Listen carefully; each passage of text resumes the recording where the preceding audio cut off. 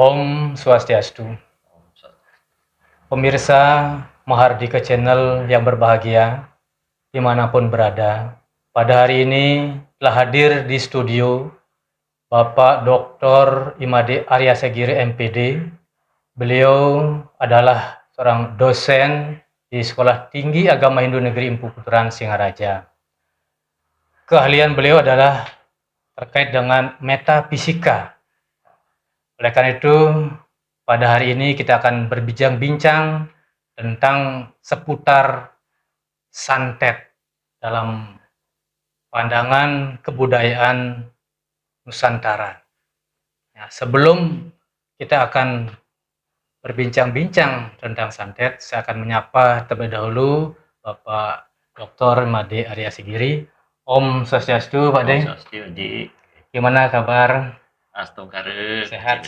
Rahayu, ya. Rahayu. Pak De, ini terima kasih sudah hadir di studio karena ini adalah permintaan dari beberapa reviewer, yaitu ingin mengetahui tentang dunia gaib. Salah satunya adalah santet.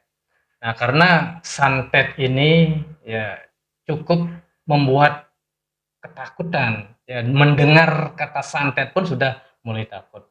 Nah, oleh karena itulah perlu penjelasan secara ilmiah apa itu santet dan bagaimana nanti cara menanggulangi sehingga masyarakat nantinya akan tahu persis apa itu santet dan cara-cara untuk menanggulangi sehingga tidak menjadi sebuah beban di dalam hidupnya.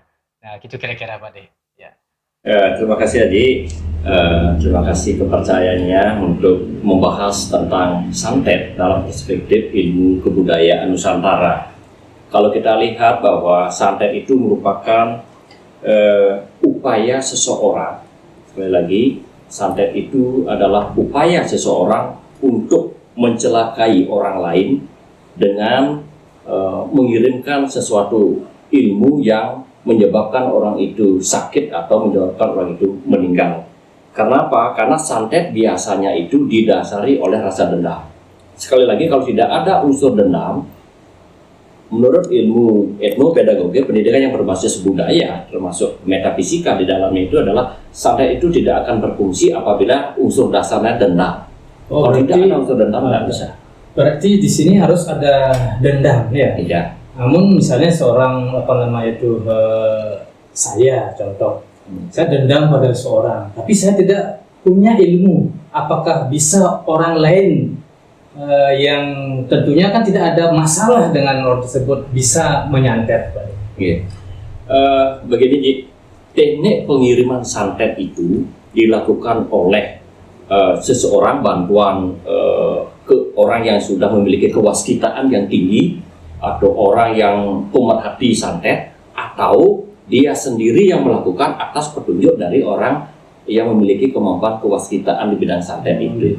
Jadi sarana yang digunakan biasanya, kalau memang digunakan langsung atau dipraktekkan langsung oleh praktisinya bidang santet, biasanya berbentuk benda, apapun tergantung jenis santet yang dijalani. Kemudian kalau mungkin karena jarak jauh bisa digunakan atau diberikan sarana oleh sang penganut kewaskitaan bidang santet ini kepada orang yang merasa dendam pada seseorang. Bisa saja itu, yang penting ada unsur dendam pertama. Nah, kira-kira benda apa saja tadi Pak disebutkan bahwa itu bisa ngirim benda kepada seseorang? Ya. Kira-kira benda apa saja bisa dipakai? Ya, terima kasih. Dalam beberapa sumber yang saya baca dari teks, yaitu kitab-kitab susastra Hindu ada, kemudian dari serat kalau di Jawa serat misalnya lontar ya. Kalau kita mulai dari pemikiran atau sepak terjangnya Nyai atau istilahnya Ratu Niang ya, yang disebut dengan Ratu Niang, Walunade Ingdirah yang kita sebut dengan calon arang itu, ya banyak serat-serat yang menceritakan tentang bagaimana atau sarana apa saja yang digunakan dalam memperlakukan ilmu hitam. Karena apa? Baik itu ilmu hitam maupun santet itu sesungguhnya adalah kegiatan spiritual, tetapi digunakan untuk ke arah kiri. itu ke arah kiri. Itu sungguhnya perilaku spiritual sesungguhnya. Nah, oleh karena ada unsur dendam, itu dikelompokkan ke dalam ilmu hitam. Nah, sarana yang digunakan, contoh, misalnya kita ingin menyebabkan orang itu sakit saja, itu ada berbentuk boneka, ya berbentuk boneka, kemudian bersarana jarum. Nah, di boneka itulah berisi nama yang kita sakiti, yang disakiti oleh seseorang itu. Ada nama, kalau ada foto, kalau bisa rambutnya, darahnya, kukunya.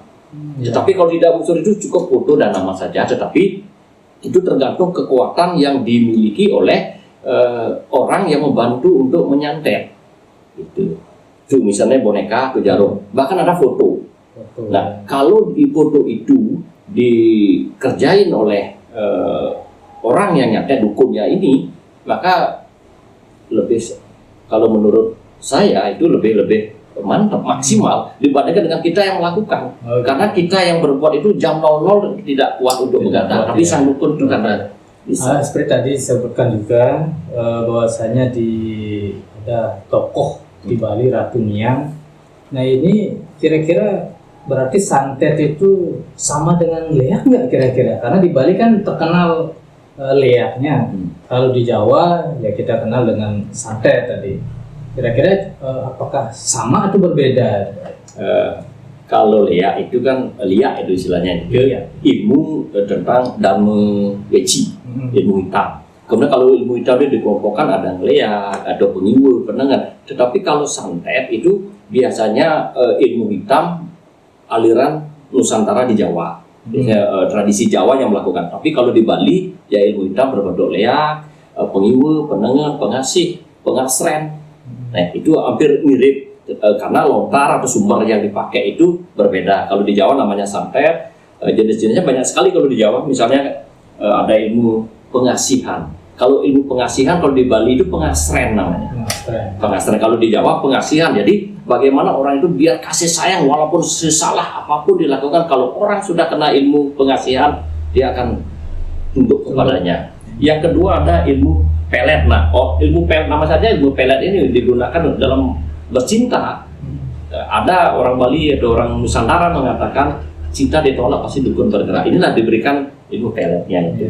Dan bagaimana sistem pelet itu, ada teknik-teknik untuk melet orang itu, berbagai cara. Ada berbentuk minyak, ada berbentuk kalau di yoga itu disebut dengan telepati, agar mimpi kita dimimpikan terus kita gitu. Banyak sekali. Oke. Tadi sudah Pak sampaikan bahwasanya santet tadi adalah ilmu aliran kiri yang tentunya adalah untuk bisa membunuh seseorang, bahkan menyakiti seseorang dengan jarak jauh, ya, menggunakan sarana-sarana benda yang dilakukan oleh seorang katakanlah dukun gitu, yang memang memiliki sebuah kemampuan supranatural. Nah, tentunya, ini supaya nantinya masyarakat paham juga, kira-kira ada nggak penolaknya gitu? Karena niki orang sakit, ya, mungkin susah diobati secara medis gitu. Nah, nanti ini juga perlu diketahui oleh masyarakat, ciri-cirinya sakitnya seperti apa. Nah, kira-kira juga penangkalnya bentuknya bagaimana, ya, itu perlu juga disampaikan. Oke, terima kasih Ji. Nah, sebelum kita lanjut dengan sarana apa yang digunakan untuk menangkal atau menetralkan biar tidak terkena hal tersebut. Yang jenisnya dulu tadi saya katakan ada istilahnya pengasihan, ada ilmu gendam. Ilmu gendam itu adalah apa yang kalau orang kena gendam, apa yang kita lakukan dia menurut saja, seperti kerbau dicucuk hidungnya. Hati-hati itu. Kemudian ada lagi ilmu pemutus cinta. Ada pelet, ada pemutus cinta. Tadi ada ilmu pelet, dia mencintai kita, tetapi ada pemutus cinta. Ilmu pemutus cinta itu biasanya kalau orang tuanya tidak setuju, misalnya anaknya berpacaran itu dikasih. Kalau di Bali ada disebut dengan pengedem, gitu. Sarannya kan mungkin di airnya diisi lintah, sarana lintah itu misalnya kalau di teks Bali ya. Nah, kalau di Jawa, kalau di Lombok saya yakin ada juga. Itu ya. Nah, kemudian ada lagi syahwat. Apa ini? Syahwat. Syahwat. Kunci syahwat maksudnya begini. Kalau kita seseorang benci dengan si A, cintanya ditolak, itu dia boleh menggunakan kunci syahwat, artinya biar nafsu seksnya itu biar tertutup, biar tidak ada nafsu seks, biar mau dia mencari suami tidak mau, ya tidak jadi karena lemah syahwat jadinya. Itu digunakan biasanya dalam tanda petik mereka yang merantau, baik itu wanitanya menggunakan atau yang laki, biar sama-sama tidak melakukan serong, ya. Biar tidak serong. Yang laki-laki misalnya kerja jauh, istrinya cantik di rumah gitu misalnya, istrinya dikenai dengan kunci syahwat itu, ilmu kunci syahwat. Nah, kemudian ada lagi penutup jodoh. Penutup jodoh biasanya anak-anak remaja ini biar tidak kawin sedini mungkin, kawin apa istilahnya itu, kawin muda, Kawin dini. ya diikat anaknya, baik itu menggunakan sarana foto yang ditempel di tempat tidur atau di pohon. Tetapi ketika dia sudah umurnya sudah pas untuk kawin, ingat itu dibuka lagi fotonya, itu tidak sembarangan. Nah, sehingga kesimpulannya apabila kita kena santet, terutama misalnya sakit, ada misalnya sarana boneka ya, dia dikerjain oleh dukun. Santet ini, boneka ini setelah dimantrai sesuai dengan kaidah Nusantara, baik Lombok ada, Kalimantan ada, terutama suku-suku Dayak atau agama-agama primitif itu pasti menggunakan. Kalau menginginkan orangnya yang sakit ini, tersangka apa istilahnya itu, yang jadi sasaran sakit, kalau ingin panas badannya, dia dipanasin di atas bara api boneka itu. Apabila dia ingin biar kedinginan mangsanya itu, harus dicelupkan di es sarananya itu, biar kedinginan. Nah, kemudian kalau dia ingin jarang goyang misalnya, itu bahaya sekali. Kadang-kadang orang itu seperti dia melakukan hubungan seksual dengan orangnya, tetapi padahal itu tidak. Bahkan dia tergila-gila. Itu sarannya kan ada halusinasi. Ya, berhalusinasi. Kalau di Bali sarannya kan kalau jarang goyang ada ketik basi. Di lontar Bali banyak tuh ketik basi dipakai, itu dilempar aja si wanitanya setelah dimantrain gitu. Nah, bagaimana cara menyembuhkan hal itu? Bagaimana kita mendeteksi bahwa rumah kita itu sudah ada yang menaruh santet dan sebagainya? Ambil aja bunga cempaka putih. Kalau kita punya bunga cempaka putih, kemudian ambil air dingin, ya. Kemudian ambil mangkok, taruh semalam. Malam sore hari kita taruh di mana, misalnya di halaman, taruh aja itu. Ada mantranya enggak? Enggak ada itu, enggak ada. Tanpa mantra. Tanpa mantra itu. Iya. Itu penude. Kalau di Bali penude, kalau itu penawar ya. Nah, cempaka ini apabila layu atau ada seperti warna kecoklat-coklatan yang putih itu, ada bercak-bercak itu, berarti rumah kita sudah ada. Kemudian itulah yang dipakai untuk untuk penghuninya, termasuk lingkungannya. Kemudian kalau tidak ada, berarti rumah kita netral, bersih. Kemudian itu juga ditunas. Yang kedua, orang yang diprediksi kena santet itu boleh menggunakan kelor. Kemudian kelornya itu direndam, itu dipakai mandi, pakai keramas, dan lingkungannya juga dibersihkan gitu. Bahkan dalam tradisi Bali itu tangkai kelor itu berbentuk tapak darah ditanam di pekarangan. Itu untuk penolaknya itu.